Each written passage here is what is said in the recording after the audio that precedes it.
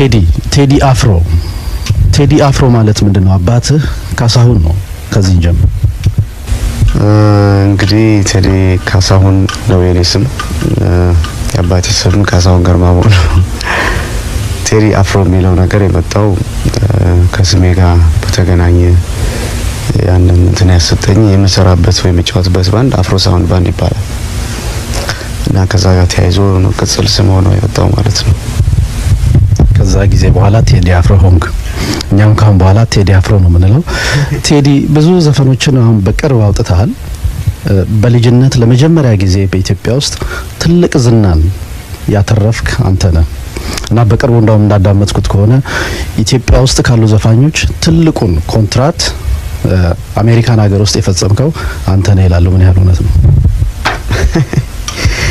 እንግዲህ ደረጃ መዳቢ እስካሁን አልተቋቋመም። ተረጋግጦ የሚወራ ነገር በጣም ጥቂት። አንድ ነገር ደግሞ ለመነሻ የሆነ ምክንያት ይኖረዋል። በርግጥ የፈረምኩት ኮንትራት አለኝ ከፓን ፒክቸር ካምፓኒ ጋር ማለት ነው። ከነሱ ጋር የምሰራው ሲዲ አለኝ እና የገንዘቡ መጠን ብዙም ኦፊሻሊ በደንብ ብዙ ያወቀው ነገር አይደለምና ያን ያህል አወዳድሮ ለመግለጽ የሚቻልበት ስለሌለ አስቸጋሪ ነው። በሌላ በኩል ዘፈኖች ላይ ስትጫወት እኔ አባትህን አውቀዋለሁ፣ ግጥም እንደሚደርስ ሰማለሁና የሱ ግጥም አንተ የተጫወትከው ዘፈን ላይ አለ? እኔ የተጫወትኩት ዘፈን ላይ የለም የአባቴ ግጥም። አባቴ በነገራችን ላይ አቶ ካሳሁን ገርማሞ ይባላል። ጋዜጠኛ ነበረ። ቀደም ባለ ጊዜ ደግሞ የመድረክ መሪ ነበረ። ለሂሩት በቀለ የተወሰኑ ዘፈኖች እንደሰጣ ታውቃለሁ። እንደ አጋጣሚ ሆኖ ደግሞ ሙዚቃ ላይ እንድገፋበት ብዙም ደስተኛ አልነበረም እሱ።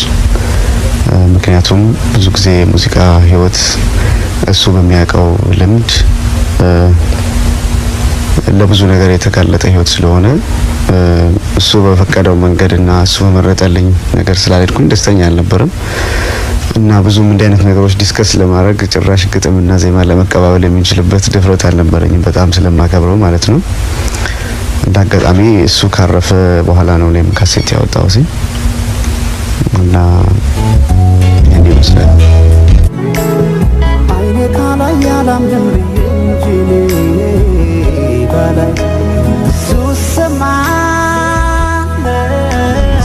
ኃይለ ሥላሴን ጠቅሳለን እና ኃይለ ሥላሴ ብዙ ጊዜ ዘፈን ላይ ስሳቸው ብዙ ቦታ ላይ የሉም።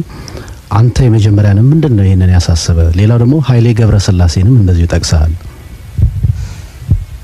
ኃይለ ሥላሴ የመጀመሪያው ነው አይደለም። በርግጥ ነው አይደበበም በዘፈን ውስጥ ጠቅሶ ዘፍኗል። ይሳቅ ኃይለ ሥላሴ የሚባል ደግሞ እሳቸው ያሳደጉት አይ ዶንት ኖ የት እንዳገር እንደሚኖር አንድ ካሴት ሰርቶ እንደነበር አውቃለሁ። የኔ መነሻ ደግሞ እነሱም አይደሉም። የተነሳውበትም አቅጣጫ የኔ የተለየ ነው። አፍሪካዊነት ያለው በአፍሪካ ዙሪያ በዓለም ዙሪያ ያደረጉትን አስተዋጽኦ ማለት ከድሮ በሳቸው ጊዜ ከነበሩ መሪዎች ጋር እነ ኳሜ ንክሩማ፣ ቡፌት ሞዋኜ፣ ጆሞ ኬንያታ እነዚህን ሰዎች አጣቅሼ አንድ ላይ ሌላ መልክ ይዤ ነው የቀረብኩት። ብዙ ጊዜ ያለፉ መሪዎችን በመውቀስ ነው ባህል ያለን። ያለፉ መሪዎች በጥሩ ነገራቸው ሲደነቁ፣ ባጠፉት ነገር ደግሞ የጥላቻ ስድብ ሳይሆን የመማሪያ ስድብ ነው እየሰደብን መማማር ያለብን። ስለዚህ ደካማ ጎን አላቸው፣ ጥሩ ጎን አላቸው። ስለ ደካማው ከልጅነት ጀምሮ እኔ ስወለድ በደርግ ጊዜ ነው የተወለድኩት። እስካሁን ድረስ ጥሩ ነገር እየሰማሁ አላደኩም። ጥሩ ያልሆነው ነገራቸው በቃኝ። አሁን ጥሩ የሆነው ነገራቸውን ደግሞ እስቲ ማቀው ልሞክር ብዬ ነው። አንድ ኢትዮጵያ ውስጥ አሁን ትልቅ ችግር አለ። ኢትዮጵያ ውስጥ ብቻ ሳይሆን በተለይ በሰሜን አሜሪካም በጣም ብዙ አርቲስቶች ያጋጠማቸው ችግር አለ፣ ሲዲ በርን የማድረግ ሁለት። እዛ ላይ ደግሞ የተያያዘ ነገር አለ። አንደኛ ምንድነው የሚሉት አርቲስቶቹ ሲዲያችንን በርን እያደረጉ ይሸጣሉ ሲሉ፣ እነዛ የሚሸጡት ደግሞ ሰዎች ራሳቸው አርቲስቶች ቢሆን የሰው ዘፈን ይዘፉን የለም ወይ እና እንደውም አንዳንዶቹ ሌባን ሌባ ቢሰርቀው እስከማለት ደርሰዋል። አንተ እንዴት ታያለህ? እንግዲህ ይሄ አዲስ አበባም ኢትዮጵያ ውስጥ በጣም ያስቸገረ ነገር ነው። በቅድሚያ እኛ ሀገር መጀመሪያ ሙያው በደንብ መከበር ያለበት ደረጃ ላይ አልደረሰም። በደንብ ሙያው ቢከበር ኖሮ ዋጋው ቢታወቅ ማንም ሰው የማንንም ደጅ ደፍሮ እንደማይገባ ሁሉ የማንንም ስራ ማንም ሰው አይነካም ነበር። የፈጠራ ስራ በፍትሐ ብሔር ህግ ግምቱ የማይታወቅ ዋጋው ያልተተመነ ይላል። አርቲስቱ አንድ ዘፈን ሰርቶ 1 ሚሊዮን ብር ነው ዋጋው ማለት ይችላል፣ መብቱ ነው። ምንም እንትን የለውም፣ ተመን የለውም እና በጣም ትልቅ ወንጀል እንደሆነ ነው የሚጠቅሰው። ነገር ግን እኛ ሀገር አንድ ገበያ ውስጥ አንድ ጄሪካን የ5 ብር ጄሪካን የሰረቀ ሰው ፖሊሱም ህዝቡም አሳዶ ብሎ ነው የሚይዘው። ዘፈን የሰረቀ ሰው ከረባት አርቆ ጭራሽ በቴሌቪዥን ይመጣብናል እና ይሄ በጣም በጣም የሚያሳዝን ነገር ነው። ሙያው ክቡር ነው። እኛ አባቶቻችን ድሮ አረጎራው ባይሉ ኖሮ አድዋ ላይ ድል አይመጣም ነበር። ዘፈን ትልቅ አስተዋጽኦ አለው።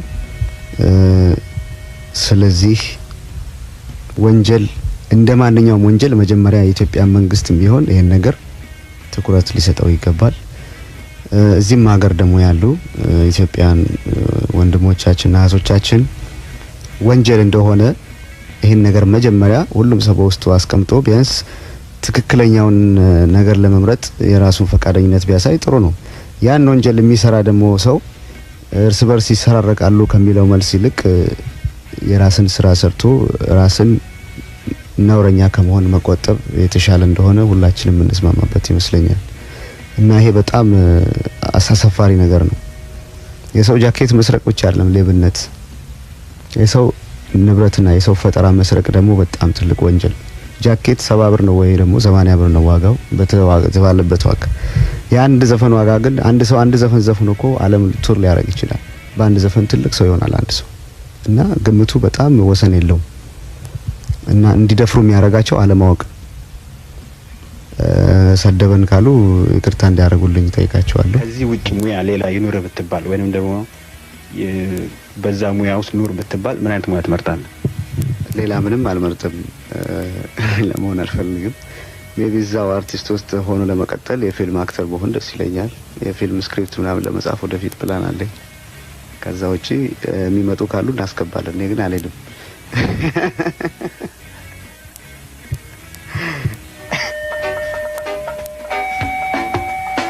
በተዘዋወርክባቸው በተለያዩ ከኢትዮጵያ ውጪ የሆኑ ሀገሮች ኢትዮጵያ ውስጥ ሊሆን ይችላል እንደው ያስደነቀ ነገር አለ?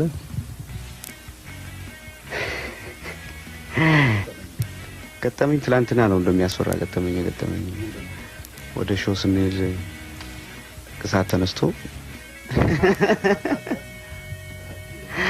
ሆቴል ውስጥ 20 ደረጃ ወደ ታች ወረድንና ደንግጬ ለረጅም ሰዓት ትንሽ ልቤ ይመታ ነበር።